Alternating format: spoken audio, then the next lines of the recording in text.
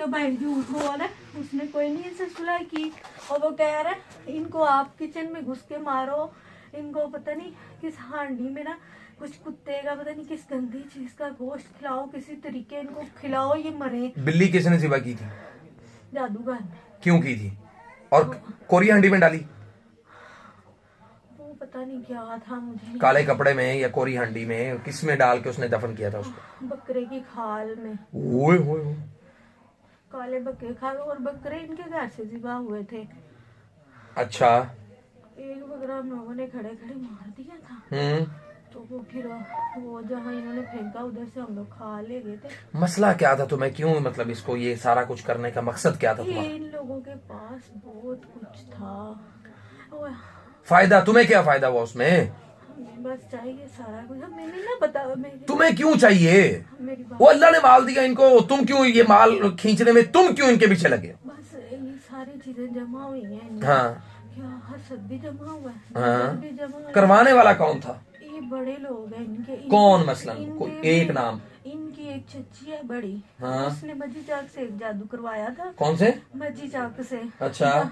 वहाँ इनके जो गेट है ना, जो छोटा वाला गेट है, उसके नीचे आज भी वो जब नींव रखी थी ना इन्होंने, हाँ। उस साल में उसने अपने किसी के साथ जाके वो वहाँ दफन किया था। हाँ जी। अच्छा। वो उधर अभी भी पड़ा है और उसकी असर नहीं खत्म हो रहा।